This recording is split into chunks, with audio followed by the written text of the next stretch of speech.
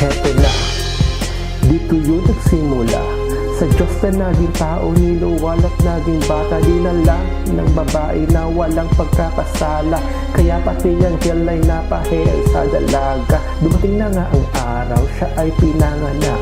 Isang banal na bata sa sabsaban umiiyak. At nung araw na iyon, nagkaroon ng pag-asa.